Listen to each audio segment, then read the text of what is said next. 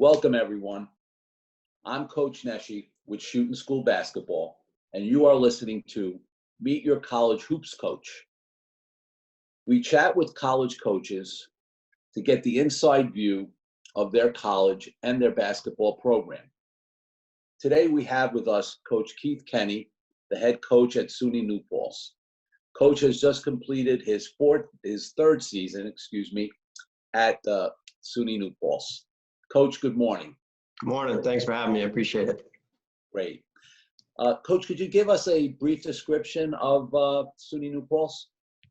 Yeah, absolutely. We're part of the state system. SUNY located probably about 80 miles north of New York City in the Hudson Valley. So we're kind of halfway between Albany and New York City. And I think that's always a plus when it comes to recruiting is our location. We're kind of just north of, just farther enough from the five boroughs and Long Island for students to kind of get away, but not be too far away from home. I think within SUNY, we're a pretty high academic school. Our admission rate is pretty high. Over the last 20 years, it's risen up to be a pretty competitive and challenging school. So, we kind of like to brag about that. We're on a lot of return on investment lists and best value lists and all that kind of stuff. So I think that's kind of our mindset as we try to provide that, that really, really good education for, a lesser price of the state system. So that's kind of what, New Paltz has kind of evolved into over the last 20 years. Yeah, the cost of education today, as you hit on, being, very challenging for families. Certainly I've noticed that, state schools in the past, even though they're certainly, been good academically, some of the schools, and I know New Paltz is one of them, that they've become more attractive because of cost. And as a result, as the applications rise, so does the academic standards. So It's kind of like for admissions, I know that it's one of those things where, they're able to kind of stick their chest out and, our standards are rising, but then on the coach's end and for athletics, it certainly presents an additional challenge as regards to, students being able to be admitted to the school. Yeah. Like I won't lie. It's definitely a challenging part of it, to be honest. But I think years ago, New Paltz, if I'm correct, was either one of or the most applied to SUNY in the system at the time. And it was kind of like, do we become more selective or do we grow? And obviously growing comes with a whole other set of challenges just with space and buildings and residential halls. So they became more selective. And I think, that has posed some challenges to some of the teams, mostly maybe on the male side, to be honest, whereas the female side has excelled, under the leadership of our longtime athletic director. We've won numerous conference titles on the women's side, and the men's side has kind of caught up in certain sports. Our men's volleyball team won the national title a couple times. But yeah, you have to kind of find that niche in recruiting, and that's been the challenge here, is because you do compete with a lot of the privates on the academic side. Right. But we think we can measure up academically, but there is still that, that stigma and the reputation of maybe a state school maybe not being as solid as a private, and that's the battle that we fight, and we're willing to kind of speak to that and show the statistics. And then, like you had said, like the thing we could hang our hats on is our price, and especially with the Excelsior Scholarship and some other programs that, could even lower the already lower tuition. But it's definitely something that we're proud of, but yeah, you have to navigate it. Yeah. And so, Coach, with SUNY New Paltz, so you're in the SUNYAC.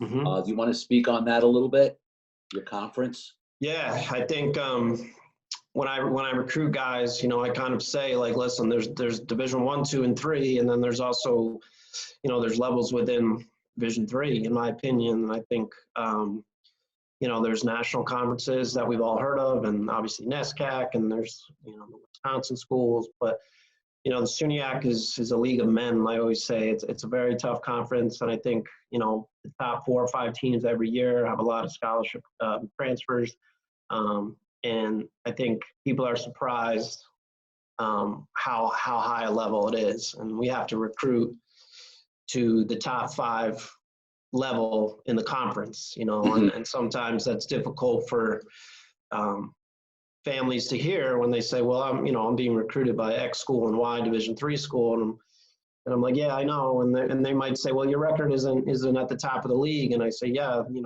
but we have to recruit a level of player that can compete with the schools that are doing well on the men's side. So there's some really great coaches, there's some really great programs in here in the last few years. So yeah, that's kind of what we always joke in our recruiting spiel is it's a league of men. It's a tough league. It's always an interesting way that you need to be able to be informative, right? Through the recruiting process, because I always felt that to do negative recruiting doesn't put anyone in a good light, yourself or your competitor's school. So as they may be saying to you, I'm being recruited by these other schools, I could tell you wouldn't want to, say anything negative about, that other conference or that other league, but you kind of just stay on the fact of what the SUNYAC is and how competitive they are. And then I guess, Coach, I know I always felt this way as well in my tenure, is that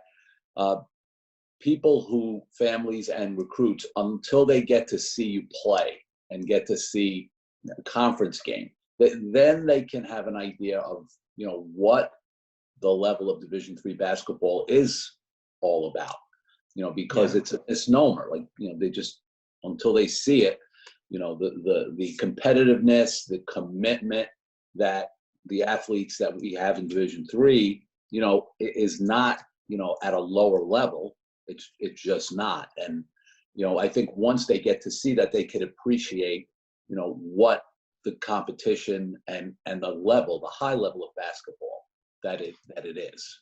Yeah, no, I get that. And I think that's why it's refreshing a lot of times when you work with certain families that, they watch, now you can watch it, our games online, or they know someone on your roster that their son competed Right. against in high school, and they're like, wow, that guy, that he's not even playing for you yet as a freshman, and he averaged 25 a game in Nassau County or whatever it may be his senior year. And I think so there might be a difference between a starter in the top 5 team on the SUNYAC between a guy who makes a roster on maybe a lower level conference. So I think at the end of the day, they have to see the games, and I think that's why we always kind of hear that when we have recruits up, and we're battling against, Cortland or Brockport, and they just kind of shake their heads like, wow, like I had no idea. So, Right. I think, just kind of how it's laid out with Division II,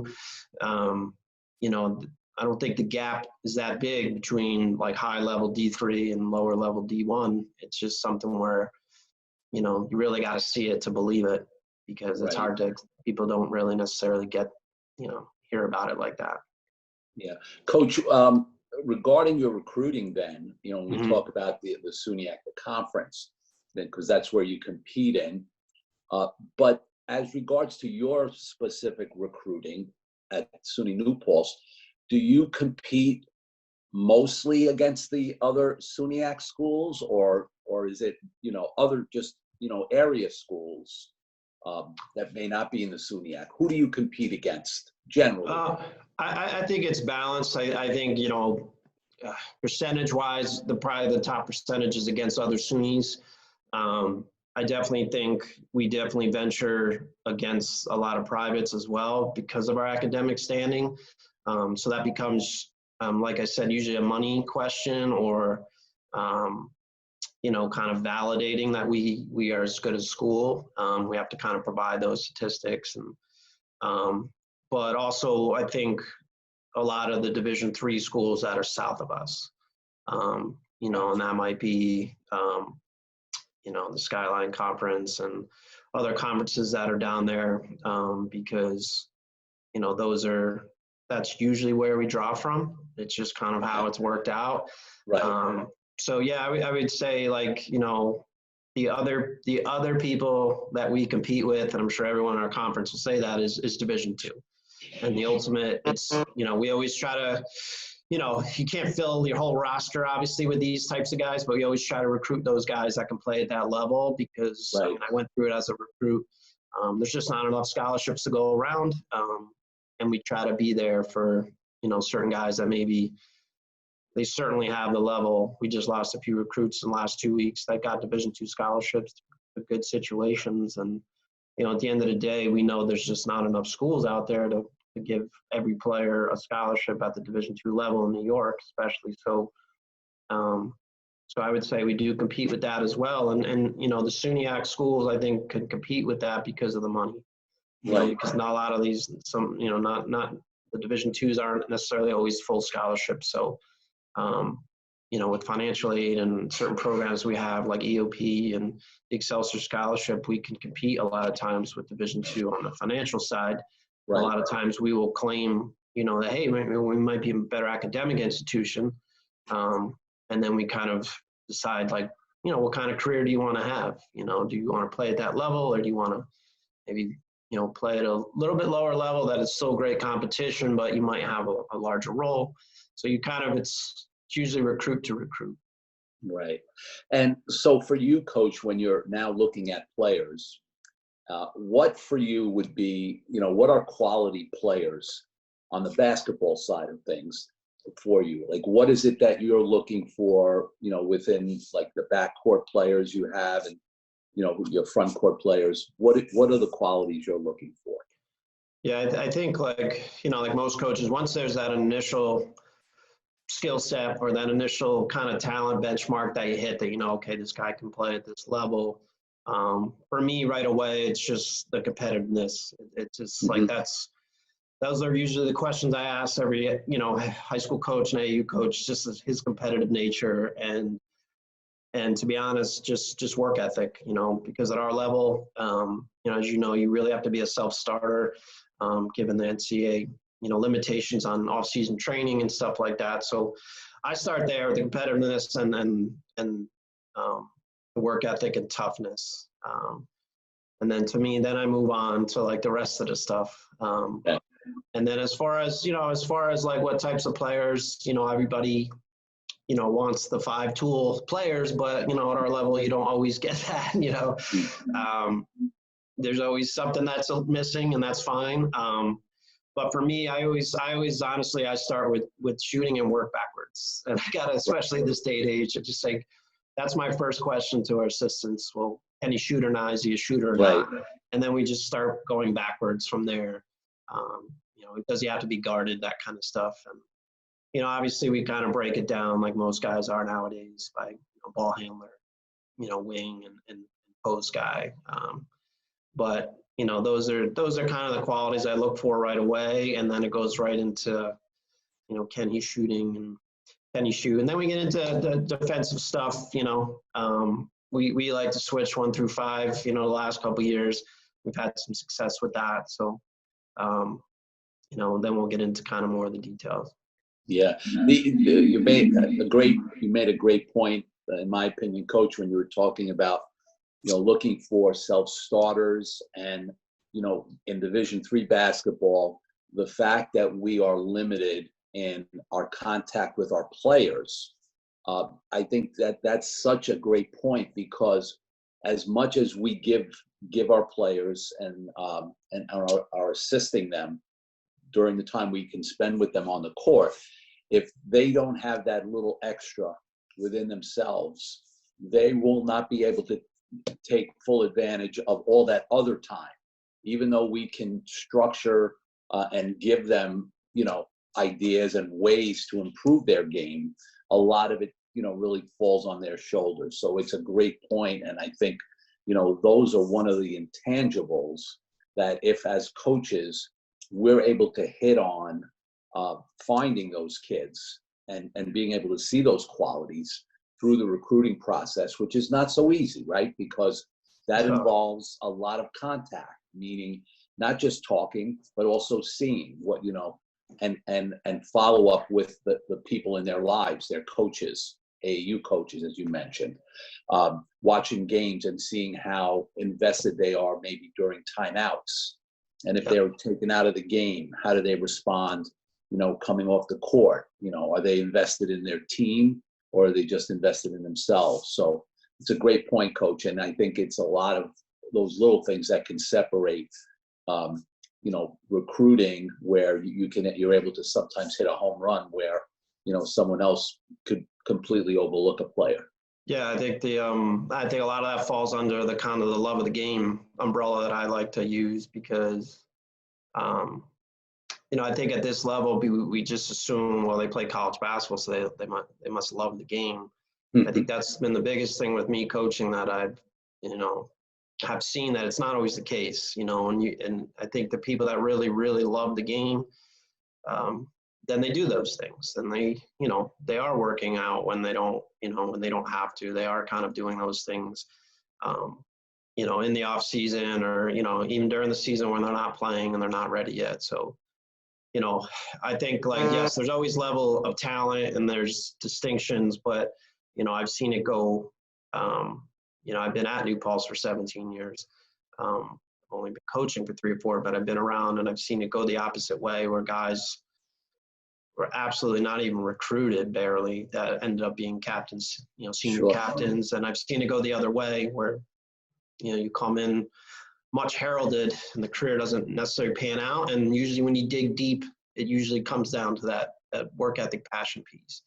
Yeah. Not always, but so it's the hardest thing to find out. I think you really just have to most people that are advocating for them when you're recruiting them are going to say nice things. I think you just, like a job interview, you really have to kind of parse through and say, wow, no, this person really means it. Like, this kid Right. is really like, a gym rat, or he really does love it. And you can see it, like, people can't fake that when they're describing somebody. So, Yeah.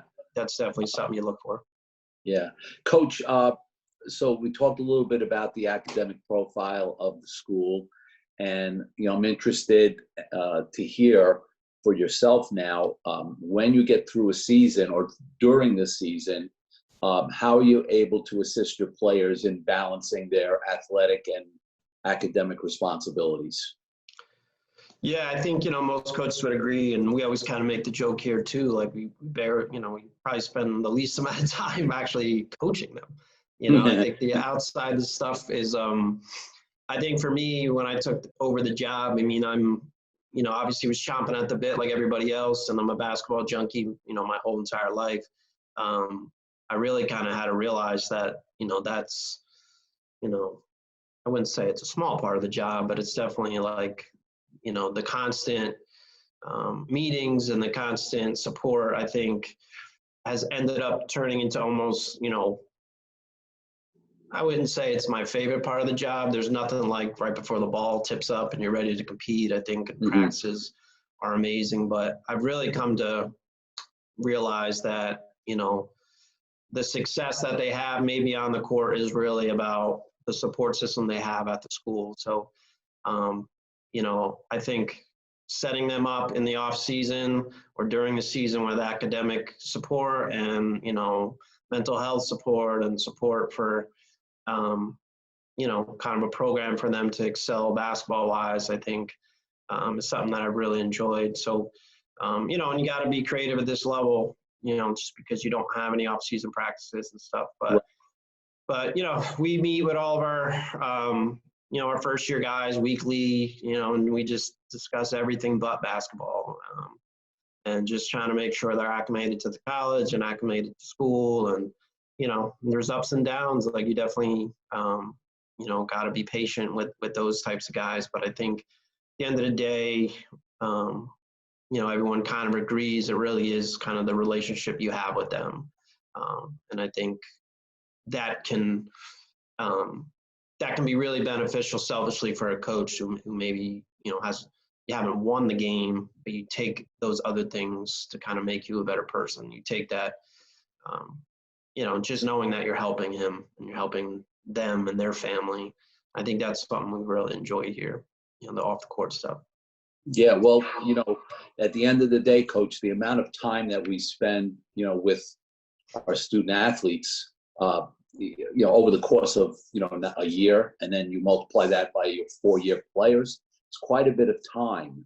And it's not just being on the court with them, right? It's so much more than being on the court, and who they are coming in as freshmen and who they become, once they're graduating seniors, in some cases is very eye-opening, and certainly, some of them, you have relationships with kind of after college, and it's always a great thing for me, or always personally was, to see them, go from, kind of kids to young men and then adults. Yeah. So it's a process, and let's face it, as much as we love basketball and we love coaching it, there's a part of all of us, I feel anyway, in my opinion, why we're drawn to this is, we want to be part of something that's bigger than just ourselves. Like, we want to be part of the team. We find the value in working together with others. And, I always felt, that my responsibilities and my effectiveness as a coach was not just tied to what we did on the court, but, how I was able to relate to my players off the court, and what kind of relationship you can build, with your players, is going to go a long way to what type of experience you're going to have, with your players. Yeah, I think one of the things I always say is I think one of the most important things you can do for any human being is just to be there for them. Mm. I think it's even more important, when it's a parent-child relationship or a coach-player relationship. As long as they know when anything goes down, that you're there for them through the good and the bad, I think that's a really good feeling. And I always take pride in that they're, win, lose, draw, any type of issue they have, you can be there for someone. And that's kind of what we try to preach to them as well. It's hopefully a bond you'll always have, for the rest of your life. Coach, what about, I'm curious on your specific situation at New Paltz regarding practice, your practice times. How are they set up? Do you practice the same time every day, or do you practice, maybe based on class schedules? How does that work? Yeah, I think, we're pretty much same time every day. New Paltz, the administration has been gracious enough to have pre-registration, which for student athletes. So student athletes can register about a week before the rest of the campus. So we block off our times, the semester before, the impending semester. So, obviously there's never 100% attendance rate. There's certain classes you have to take at a certain time, and, there's always special things that pop up. But, we've had it pretty good here where the administration has supported athletics. So, we try to, we have that pretty, cush 3:30 to 5:30 slot, but obviously, in the beginning of the season, we do things in the morning and, double sessions and things like that. But I think it's nice because it gives them kind of a stable, no doubt, kind of schedule. And like you said, year to year, sometimes if a few guys are missing a certain day practice that it's an important day based on when your games are that week, then maybe you'll go in the morning or something like that. But yeah, I think that's a nice advantage that they've had here, is they were able to register before everyone else. Yeah, having that ability to practice at the same time, I know, because we hadn't had it at NYU probably the last maybe 25 years of my tenure, because with so many added majors and so many variables, we basically were the athletic department. They worked with us on creating time slots, but they would in many cases be all over the place. Some days of Tuesday, Wednesday, we might be practicing at 12:30, but then on Monday and Friday we might be practicing at 6 o'clock. So I even think that is difficult. So I think that's a plus if you're able to, have a uniform time. It just makes things, I think, easier for the athlete, where Yeah. it's kind of the same time every day. So I think that's a good thing. And again, it's really, as Division III, that aspect of like when you practice is one of those things where it has to fit into the scheme of the university or the college as a whole. So I mean that's a good thing for you guys. Yeah. Then when you transition out of the season, coach, what I know this off season is very different for all of us, but Yeah. what would a typical off season be like, postseason be like, for your players? Yeah, I would say, for them, I think, we finish kind of right at going in usually to the spring break time.